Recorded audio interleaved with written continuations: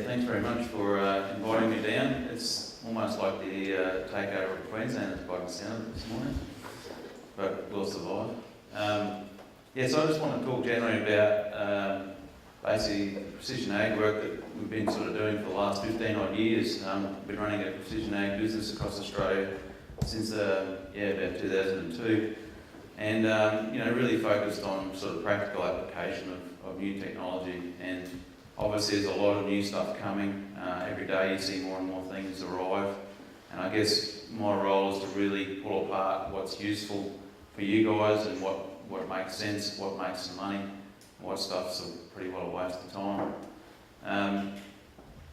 I think there's probably 4 or 5 key areas that there's real value for you in horticulture in the precision ag space that already exists. And I think these are the sort of things that you can just grab hold of now and get some value out of pretty straightforward. I'll talk in a minute about what's coming, what's some of the new technology that's arriving that is going to show promise, but is obviously early days. So the key things obviously in this environment, topography and drainage is really important. Obviously on the slopey country, it's you're pretty well right in terms of drainage, but when you talk about the flat areas, getting that topography and drainage right is critically important. Waterlogging costs a huge amount of money every year, and it's pretty easy to fix. And most of you, I assume, have already got auto steer systems. Is that correct? Most people on auto steer guided systems. Yeah, fair enough. So I'm not going to talk about auto steer and guidance today. I just assume that you guys are all over that, and there's plenty of people outside that you can talk to about that. But a lot of the data you can collect from your auto steer system can be used for your drainage, and you can value add on extra bits and pieces you can buy from the manufacturers to actually fix those drainage systems up. We've already heard about NDVI, and I think NDVI imagery is an excellent starting point to get the ball rolling and understanding the variability on your farm. It's a really simple way to collect. It tells you a lot of information. It's a good starting point. I'll go into that in a minute. There's probably been a fair bit of electromagnetic mapping going on in Tassie over the years, and I think it's probably been a bit underutilised, but EM will really help you define your soil types, and it'll be able to do that non-destructively, so you can go out and get started having a look at what the base soil information is before you get much further, and I'll go into that in a minute. I guess the thing is too, for things like placing of soil moisture probes and that sort of stuff, you really do need some base information about where to place those in the field, and EM is really good for that. Yield mapping, I'm going to talk a little bit about yield mapping. Obviously, yield mapping in horticulture is quite new. A project that John's working on at the moment, I've been involved with for many years, looking at how do we get yield monitors into horticulture, because it's a pretty important layer to have. And I think the 5th thing is just the field rate application of nutrients and lime. It's really simple to do. There's good cost good cost reductions to be had from varying the rates of fertiliser and lime, just based on soil types and different productivity zones. So I'm going to go through each of those 5 things before I go into some of the new technology. Starting with waterlogging.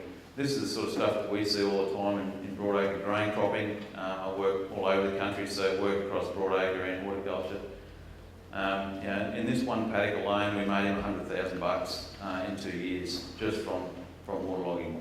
So it costs a lot of money. It's really quite straightforward to fix. This fixed job that we did in 2011 cost about $5,000.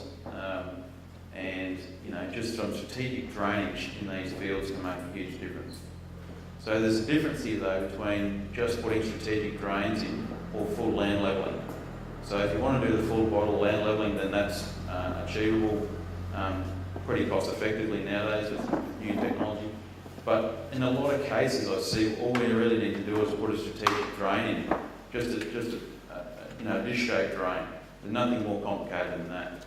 And fairly cost effectively with a good laser bucket, and you can drain country pretty quickly where you do have those wet spots. So you might not need full land levelling. This is some sort of technology that you can, some of the sort of output you can get. This is some data that came straight off a tractor auto steer system of a paddock. And what we're able to do here is basically simulate, and you might have seen some of the stuff I've done with John in the past, but you've been able to simulate where the waterlogging is going to occur in your wheel tracks or in your bed system. This is really for bed farming systems. And you can see all those purple areas there. If we run the rows north-south in this case, you'll see where the waterlogging occurs. If we run the rows on the other side there, east-west, you'll see that it dramatically changes in the field where the waterlogging is going to occur. Does that make sense? And it's a pretty interesting fact that beds make a big difference to the way the water flows. So when you are actually doing land levelling, you really need to make sure that your land levelling is taking into account your run directions, because you can actually enhance a waterlogged area by choosing the wrong run direction. So this sort of new software can help you simulate where those wet spots are given a bed and furrow system.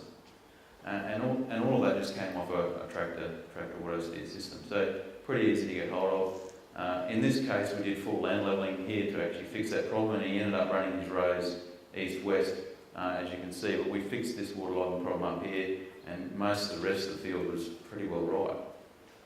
Obviously on slopey ground, this can be used for determining runoff velocities, so how fast the water is going to come off.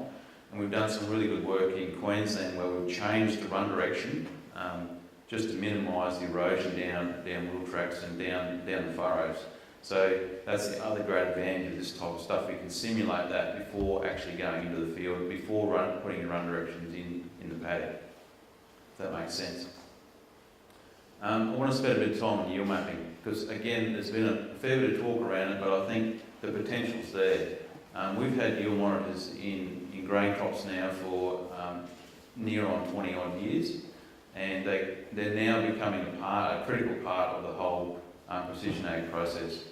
This is a yield map of carrots in Queensland, where this is 1/4 of 1 centipivot, so quite a small area.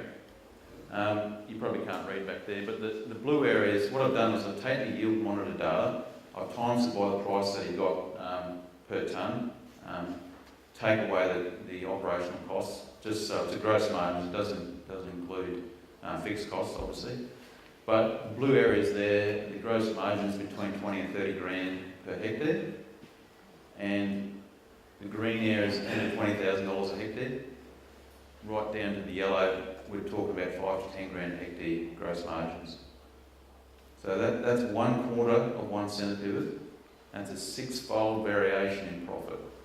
Now that field obviously had exactly the same amount of chemical applied, exactly the same amount of fertiliser applied, same seeding rate, everything else was done exactly the same.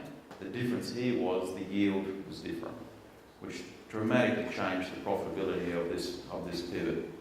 I mean, overall, he's probably going, well, I'm doing okay, I've made a bit of money. But why not understand what's driving these blue areas, what's driving these green areas? Even just going from yellow to green, you're doubling or more than doubling your profitability. And so it's now about asking the questions about what is driving that. If I can apply the same amount of inputs and get 6 times the profit, what have I got to do to get the whole paddock looking blue? That's what I'll be thinking. So that's going to take a couple of things. I know for a fact, because I did the EM mapping on this field, that green area there is actually a different soil type. So we're now going to understand about what's driving that higher productivity in that soil. But obviously there's some water impacts here as well. So has he under-irrigated, for example? And they're the sort of questions I think we can start to drill into once you have this data. Until that point, you think it's just a pretty map. But when you talk profitability, there's certainly some things we can do here to increase the overall profitability per hectare on a spatial basis. Does that make sense? Yeah. Go backwards to some satellite imagery. This is a product that we've just launched, which is basically providing free real-time satellite imagery over anywhere in the world pretty well. And what you do is you just upload your field boundaries or draw your field boundaries, You can see all of the dates that the satellite's been over in this particular field in the last whole year, pretty well. And this new satellite that we're using is basically giving us data every 2 to 3, maybe up to 5 days. So if it's cloudy, we can sort of reduce the chances basically of getting cloudy images by having such regular captures.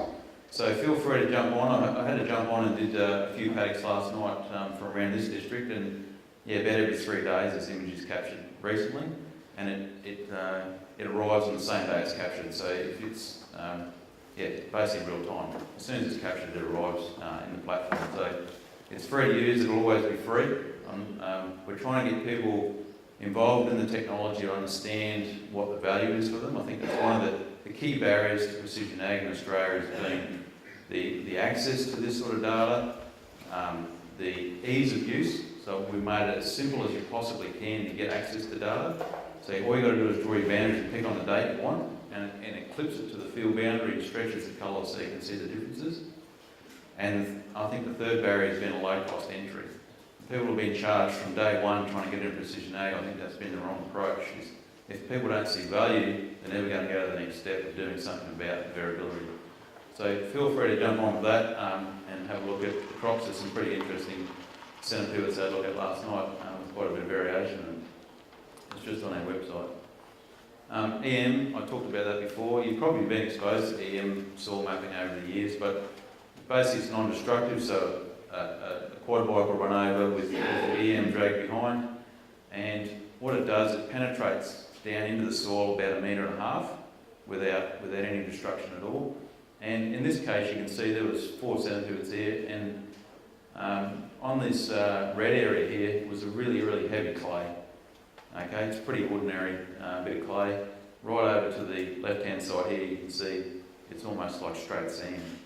So this is a very highly variable site, but it shows you that the EM picked up very nicely where those differences in soil types were. So if you do want to get an underlying base information about your soils, EM's a really, really good technique. It only picks up 3 things though. It picks up soil moisture content, salt or clay content. Okay? It'll pick up those 3 things, and you need to calibrate it to understand what it's telling you. But in this case, it's a really good idea if you want to put soil moisture probes, where would I put them in the field, how many do I need? This is a great way to actually get started, and there is some providers in here, correct, John, isn't there around the place? I think in Tassie, they can do it. So, yeah, look out for that. Another thing we've been working on with the project is looking at variable rate lime. And there's a whole heap of new technologies come from the States to try and look at identifying differences in pH with rapid in-field assessments. Some of those have been reasonably successful. In this case, all we did was just a grid sample. So you can see up there, it's a 0.5 centipivot. We just grid sampled every acre and sent it to the lab. I mean, the pH test on its own is very, very cheap, really. It's a few, $8-10. So sometimes that can be the quickest and easiest way. And you've got a lab just down the road. I'm not plugging them at all, but you've got a lab just down the road. So, it could be a really cost-effective way. And on this particular farm, you can actually see where there was no lime applied. There was a light rate of lime and then a heavy rate of lime down here. And that's all because of just responding to the changes in soil pH that we picked up with the grid sample. Pretty simple stuff, isn't it? But we need to get out there and do this stuff, because that resulted in a 25% lime saving. So you might not want to save any lime, but you might want to also put it in the right place, if that makes sense. So I have a lime budget of 100 grand. Where's the best place for me to put my lime this year if you've got a pH problem? So pretty simple way to enter the mark and get started and measure those responses. I'm going to move on to some of the new stuff that's coming. You're going to see, already you've probably seen from your manufacturers, there's a whole heap of machinery devices that come and monitor your machines remotely. Well, there's now devices like this from Farm Mobile that will plug into almost any machine that has a CAN bus port, a diagnostics port, and it'll read the CAN bus data and transmit that remotely, irrespective of the manufacturer.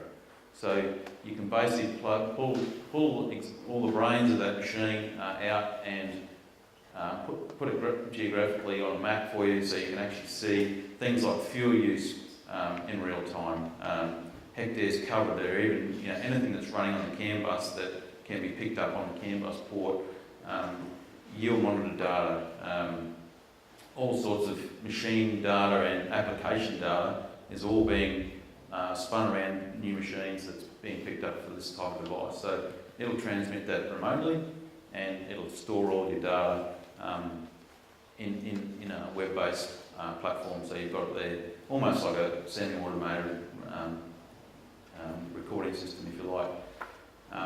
This company is actually interesting. They're the first company that I know of in the States to actually pay farmers for their data. So all this talk about big data and making money out of it, these guys have actually put their money where their mouth is and are selling farm data for those that approve of that to the wider audience, so that other companies might need that data for whatever purpose. You're able to sell your data. So they famously put the first check for farm data on the table. So it was a pretty interesting move. But you're going to see more and more of this type of device coming onto the market. This is really new stuff that's come out. We've known about weed seeders before, haven't we? Weed seeders, weed IT, they've been around for some time. So automatically detecting green vegetation in a fallow situation. Well, now there's a number of companies that have developed green on green weed detection. So in this case, you'll see that this machine has actually picked up the weeds in the crop and are spraying those differentially. You can see there where only those nozzles are coming on after it's detected a weed. There's some work going on in Queensland that I'm involved with that will actually, it will train the machine on the different types and species of weeds. So it will actually count the number of weeds that you have in the field by species. So that technology is not far away. It's very close to being commercialised now, and I'm involved in some of the commercialisation of that. So that's really exciting, where we can now get a very clear picture about what species of weeds are coming in the field and able to differentially treat those on the spot. And the other exciting thing about that is if you go back over that same field and that weed hasn't died, then it asks some questions about have we got some herbicide resistance here? Which areas of the field should we be looking for resistant weed problems? So that's really exciting. We're able to actually capture that almost week by week, which has got, I think, a huge amount of potential for all of our cropping systems across the world. Of course, I'm on a research station. I thought I'd throw in a little bit about some of the stuff we've been doing with UAVs, with rapid data collection in research. These are some high-res shots of some research plots we're working on at the moment. The one on the left here is actually a plot of 4,000 plots of different variety trials at Narrabri, and we're able to pull out that biomass data, within sort of 20 minutes, whereas they normally would have spent 2 or 3 days going through all those plots, counting them and doing different biomass cuts and all sorts of things. So we can use this sort of technology now to really get rapid data over very large areas, and it's a really quite a cost-effective way of gathering that information. The new technology segments that I'm seeing coming out now is definitely the sensors and the IoT networks. So you guys are going to get absolutely bombarded with new sensors coming onto the market. There's going to be 100 different moisture probes you can pick from and weather stations, right? There's going to be thousands of these things. I get phone calls every week now from guys coming from the States or some other countries wanting to flog the latest soil moisture probe or the latest sensor for something. So you're going to see absolute bombarding in this space as time goes on. Silicon Valley is largely responsible. They've had heaps of capital and they're spending it on building new stuff for ag, so get ready for that. I mean, the other thing about IoT, I don't know if you're familiar with IoT, but it's the Internet of Things. So the idea is that everything is connected. And you'll see things like smart cities starting to arrive, where every rubbish bin has a sensor on it, or every light pole, or those sort of things. Those networks are getting rolled out very rapidly. In fact, just about all of Tasmania is already covered by these new networks. So they're separate from Telstra, they're separate from the traditional communication network, and we're talking about just delivering data from sensors. And this is what agriculture has been waiting for a bloody long time. We've been sitting around trying to solve next G problems and all of the typical data drought problems we've got. I mean, this is a very simple tracking device that doesn't run on XG. It runs on the new IoT networks that exist here. We're talking a couple $100, all right? They probably get to tens of dollars in time. And this will, instead of paying $30 a month for your subscription fees, these sort of things are $30 a year to track. So I'm talking to some manufacturers now about putting these on every single machine that they sell, so they can track where each of their machines are when they want to go and service it or whatever. So you're going to see a lot of these sort of smart devices coming out now that are going to run not off your next-gen network, but fully designated IoT networks that already exist. And they're already covering this country right now. Obviously, you've probably seen a fair bit of hype around the robotics and the UAVs work. Robotics are coming thick and fast, and I think there's going to be probably a stepping stone with driverless tractors to start with, and then we'll see full small robotic vehicles like Swarm Farm. I don't know if anyone's heard of Swarm Farm. I mean, they are now partnered with Bosch to build all of their robots, and they'll be releasing that product next year into a full. You can go and buy them off the shelf to go and do spraying. So the robots aren't a thing of the future now. They really are. They really are here. Machine learning and big data is obviously talked about a lot in agriculture at the moment. So combining all these data sets together to create some fantastic output. I don't think anyone's really made any money out of that yet. No one's really found a perfect use for all that. But I can tell you now, we've got so much data being produced that these sort of machine learning and artificial intelligence type things are definitely coming. And that weed detecting robot that I talked about before is a classic example of where that will probably do an agronomist out of a job for that particular job. Right? It'll be scouting the fields for you, it'll be understanding the weeds that are there and be reporting those back to you. And that's not far away. Obviously the other big area is protected agriculture. You would have seen heaps of that down here, so I won't go into that. But there's a lot of interest worldwide in protected agriculture at the moment. This gives you an idea about what the prediction is for data on farm.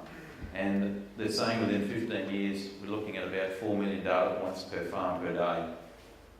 Okay, that's pretty scary. Because you're going to go, well, what is it actually measuring for a start? Where's that information going? Who's getting access to it? And who's storing it? Where is it being stored? So they're all the sort of questions that we need to start working on right now.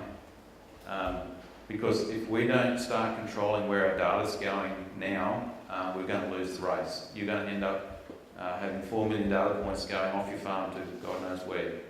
So now's the time we need to get this whole data ownership and that sort of thing sorted out, because we're just going to get bombarded with more and more data as time goes on, and we need to manage it, store it, and measure it in a way that makes sense to you and derives value back to you as a grower. And finally, I just want to finish on, I guess, the hype and reality. There's a massive amount of things going on. The big data of the world, you would have seen all the IoT, the web, UAVs and robots and all those things. But I think the average grower is still over here going, what the hell do I do? How do I get my A and B lines working properly? I haven't even got my paddock boundary set in. So I think we've got a lot to do in the middle, right? And I think there's still a massive divide between the hype of the industry and the reality of the industry. And we need practical solutions that are turnkey, that are simple to use, are low cost, and are easy to use, and that's been one of the big problems. We need more support structures. You're probably fairly lucky down here, but a lot of parts of Australia, we just can't even get anyone to service the equipment that they've already purchased, let alone put the new stuff in. So there's a really big issue in Australia about who supports all this stuff.